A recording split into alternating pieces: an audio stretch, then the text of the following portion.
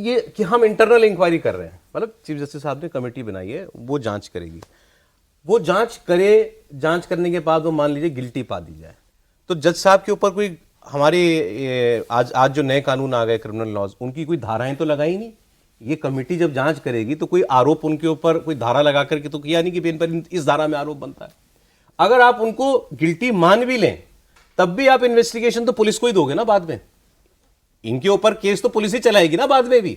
बिल्कुल। तो पहले आप केस आप चला लो मुकदमा बगैर किसी कानून की धारा के, फिर आप पुलिस को दोगे। Why not give it to the police? एक चीज शुरुआत में सवाल के रूप में जस्टिस धिंगरा से भी पूछना चाहूंगा कि भाई इस इंटरनल इंक्वायरी का क्या मतलब? कोई अगर जुडिशियल मिसकंडक्ट हो तो उसमें जजेस की इंक्वायरी हो, समझ में आता है।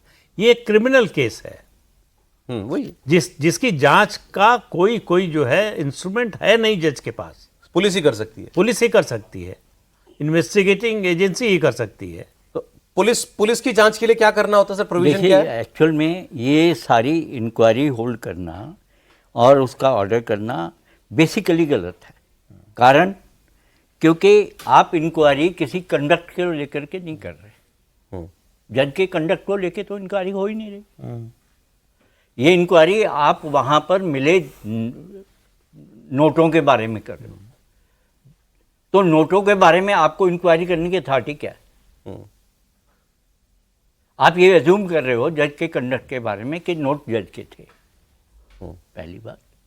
और मान लीजिए आपने ये मान लिया, प्रूव कर दिया कि नोट जज के थे और जले थे, ठीक है, तो आप एफआईआर रिकॉर्ड करने के लिए कहोगे? एग्जैक्टली। रिकॉर्ड करने के लिए कहोगे तो पुलिस को कहे कि इन्वेस्टिगेशन करो करके और चार्जशीट फाइल करो। तो अगर आपने अपनी प्रिलिमिनरी इंक्वायरी करनी है, वो क्यों करनी है? कौन से कानून में करनी है? किसी कानून में नहीं है कि कोई जज अगर क्रिमिनल एक्ट करता है, नॉन ऑफिशियल क्रिमिनल एक्ट, ये कोई ऑफिशियल एक्ट तो है नहीं। ठीक है सर, ठीक है। तो उसके लिए प्रिलिमिनरी इंक्वायरी पहले हाई कोर्ट करेगा, फिर तो यहाँ वो इंक्वायरी इंटरनल इंक्वायरी बनती ही नहीं है, बनती नहीं। ठीक है। और अच्छा, अब दूसरा केस, इसका फ्लिप साइड, मान लीजिए ये जज जो कमेटी बनी है जांच की, ये कह देगी नहीं रुपया जज साहब का नहीं है, इन्होंने कुछ गलत नहीं किया, तो कोई केस चलेगा ही नहीं। नहीं, कहां से चलेगा? खत्म हो गया मामला। फिर फिर नोट आए कहां से थे? इसकी जांच तो होनी चाहिए। इसका मतलब जज की सिक्योरिटी ब्रीच हुई है।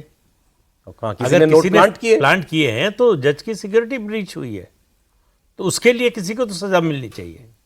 नहीं सर, मैं पूछ रहा था क्या है, बोरे नोट से भरे हुए जज के घर में कानून क्या है? इनके ऊपर एफआईआर क्यों नहीं हुई? किसके कहने पे एफआईआर होगी? देखिए, ऑर्डर कौन करेगा? एफआईआर करने के लिए किसी के ऑर्डर की जरूरत नहीं है।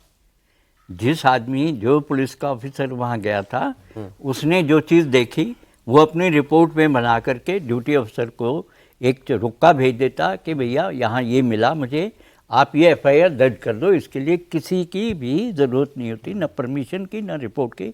ये नॉर्मल प्रोसीजर है आम आदमी के लिए। नहीं, इन जज साहब के घर पर मुझे ये नोट मिले, हाँ, घर जज साहब का नाम तो आएगा ना सर? हाँ, मैं भाई जज साहब का नाम आएगा, इसके उनको घर अलॉट है। अच्छा, बस इतना ही? हाँ, ओके। घर के उनके से रिकवरी तो नहीं हुई। तो इतना भी कर सकते थे, लेकिन हाँ, वो भी नहीं किया गया।